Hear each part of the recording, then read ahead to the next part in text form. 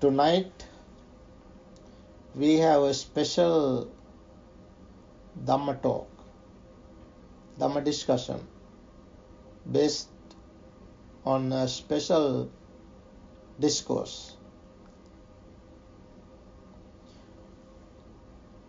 Today is a very special occasion mainly because yesterday was the full moon day of July, which was the day that the Buddha delivered his maiden discourse, first discourse.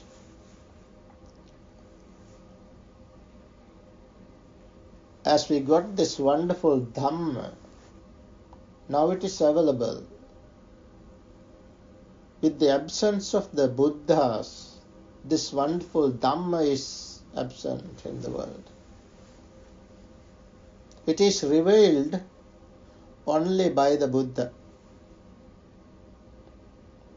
So, it was the full moon day of July that the Buddha delivered his first sermon as the Dhamma Chakka Pavattana Sutta.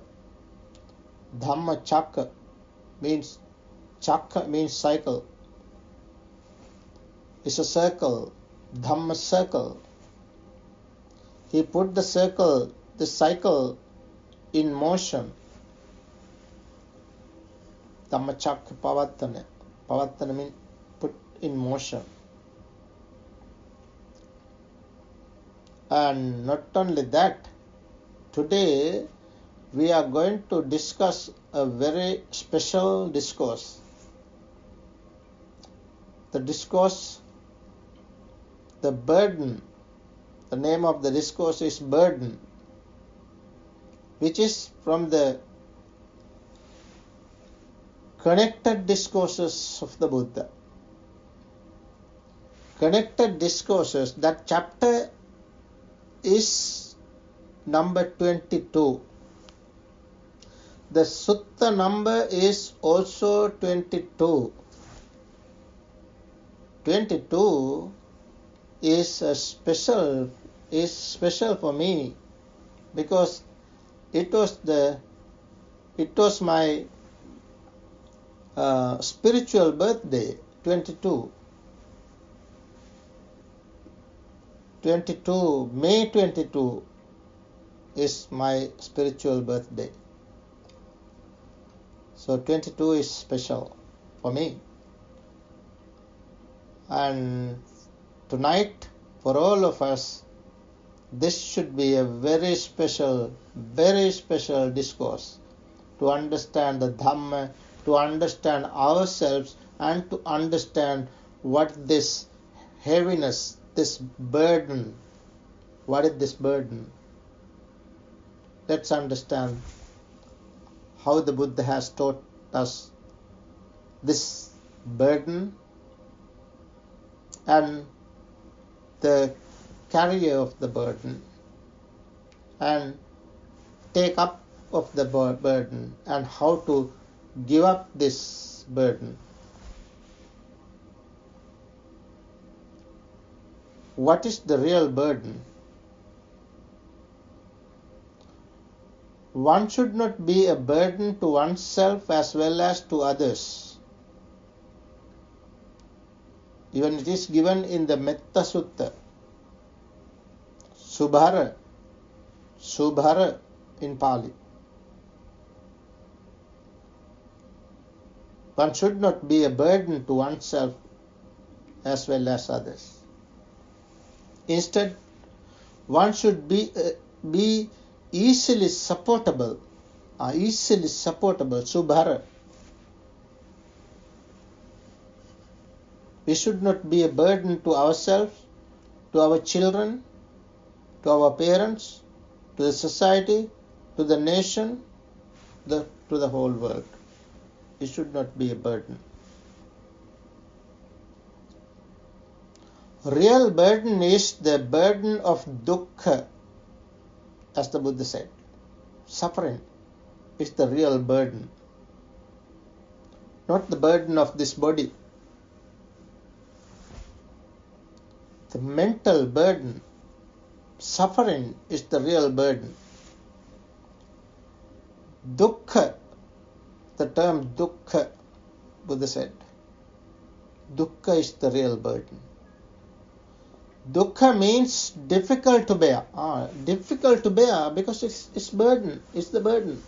It's difficult to bear. It's difficult, unable. It is unbearable. Then what is dukkha? As the Buddha himself said, it is the 5 aggregates that are affected by clinging. That is dukkha. That is what is unbearable. That is what is the real burden. Dukkha means 5 aggregates affected by clinging. This is given clearly. Buddha very clearly said that. Dukkha means the 5 aggregates affected by clinging. The one who kept aside the burden is the liberated one, the Arahant. Friends, that is the goal of the teachings of the Buddha.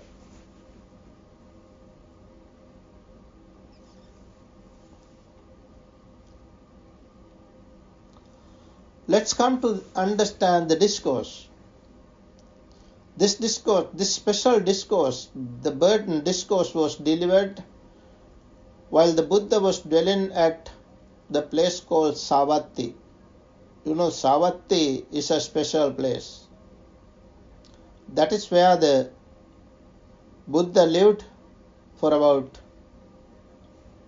20 years at the same monastery.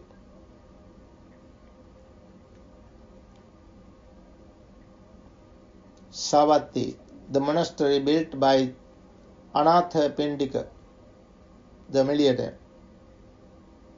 There, the Blessed One, the Buddha, addressing the monks, said, "Monks, I will teach you the burden, the carrier of the burden, the taking up of the burden,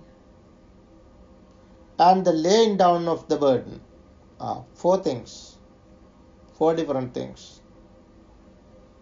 The burden, the carrier of the burden, the taking up of the burden, and the laying down of the burden.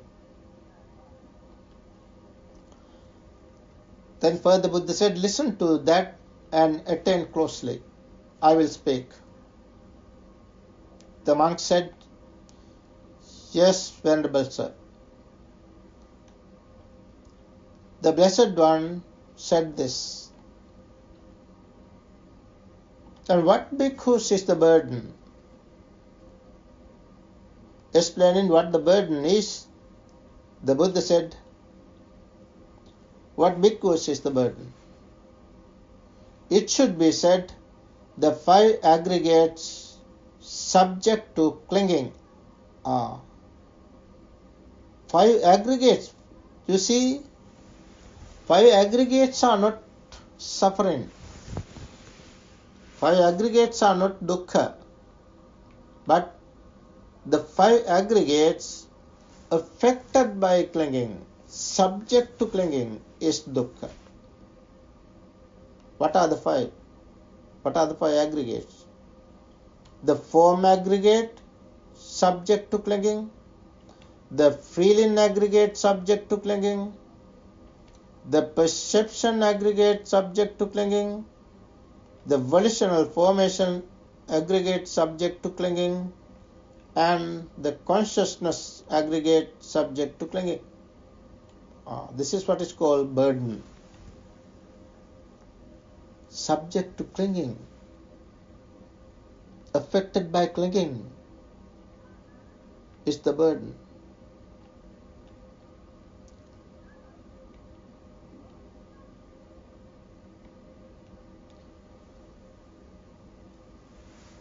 So where the 5 aggregates are? we have to understand where these 5 aggregates are. Referring to 5 aggregates, some people haste to say that 5 aggregates means this body, this corporeality, this psychosomatic existence. This is what is called 5 aggregates according to them, which is incorrect. Which is incorrect.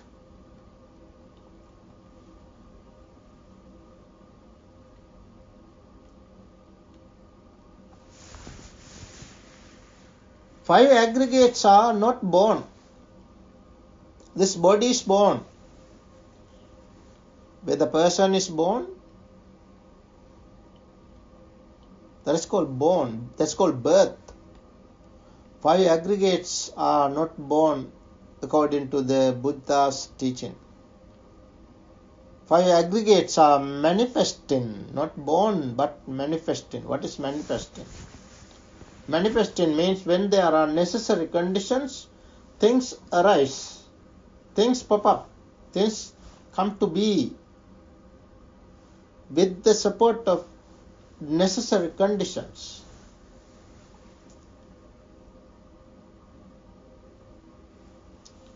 So 5 aggregates are manifesting where? They are manifesting in the 6 sense bases. The Buddha very clearly said, referring to birth, Buddha said, birth means obtaining of the 6 sense bases and manifestation of the 5 aggregates. That is the Buddha's expression. Buddha said, khandhanam paathubhavo, ayatananam patilabho. That is what is birth.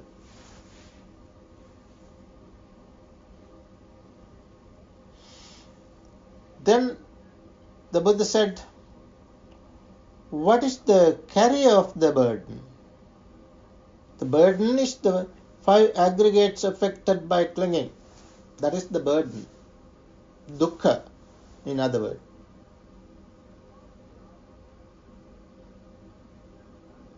Then what is the carrier of the burden?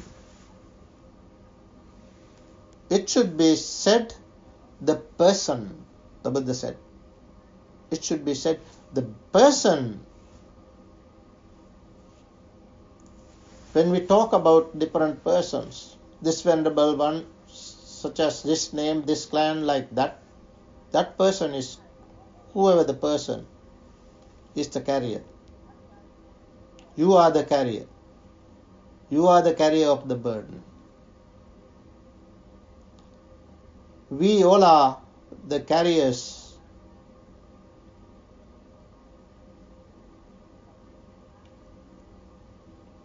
We are the carriers of the burden.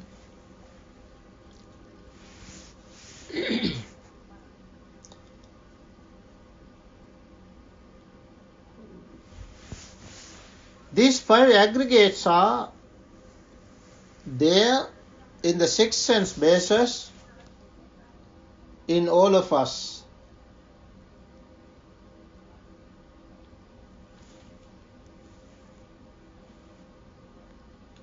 All beings have 5 aggregates of clinging.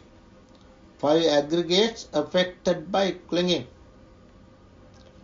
All beings, visible or invisible, whether they are footless beings, 2 feet beings, 4 feet beings, many feet beings,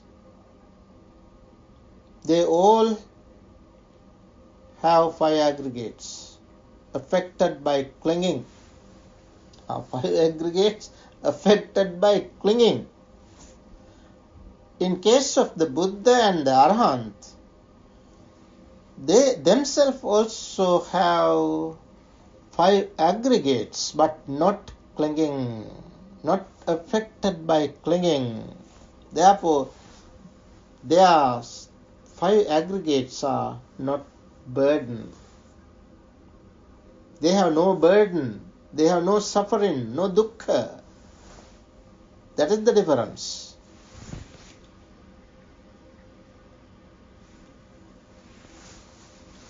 Then the Buddha said,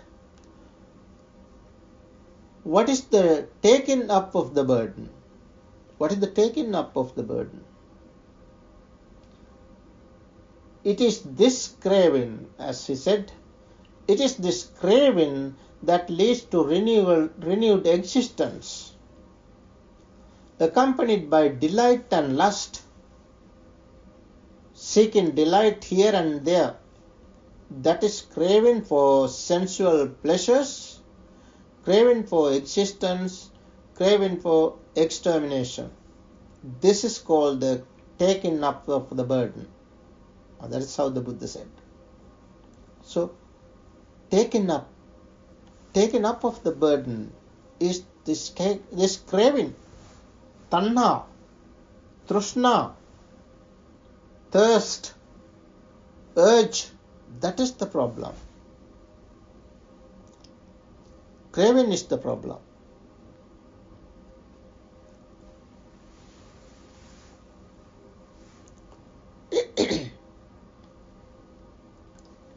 And then the Buddha further said, what is this? What is the laying down of the burden? It is the remainderless fading away and cessation of that same craving. The craving is to be cut off. Craving is the problem. It is the cause. That cause is to be removed. Craving is the cause for suffering. Craving is the cause for that burden. Therefore, that craving should be cut off. It is the fading away, cessation of that same craving, the giving up and relinquishing of it, freedom from it, non-reliance on it. That is what is called the laying down of the burden. Friends, in this manner, the Buddha delivered this short discourse, though very deep, very important, a wonderful discourse. Summarizing the discourse, the Buddha said,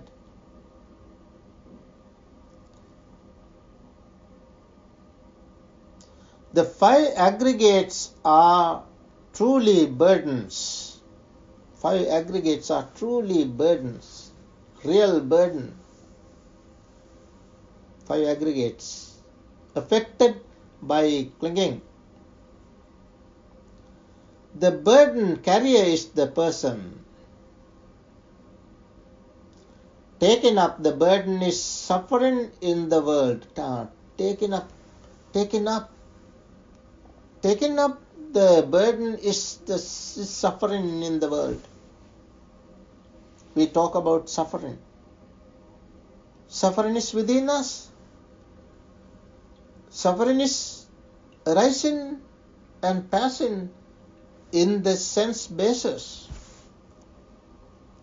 Because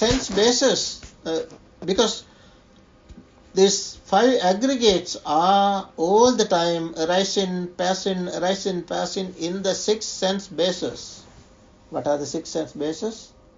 The eye, the ear, the nose, the tongue, the body, and the mind. These are the six sense bases. In the six sense bases, these five aggregates are manifesting. When the five aggregates are manifesting in the six sense bases as worldlings, as worldly people, we cling to these five aggregates. In case of the Buddhas, they have the five aggregates, but they do not cling to five aggregates. They are mere five aggregates.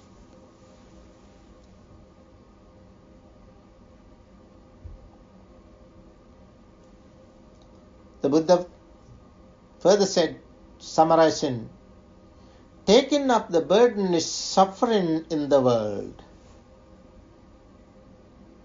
Laying the burden down is the bliss. Is the bliss. You kept aside the burden. Such one is the Arahant, the enlightened one. In Pali there is a specific, there is an epithet, Ohita Bharo. Ohita Bharo. Bhara means burden.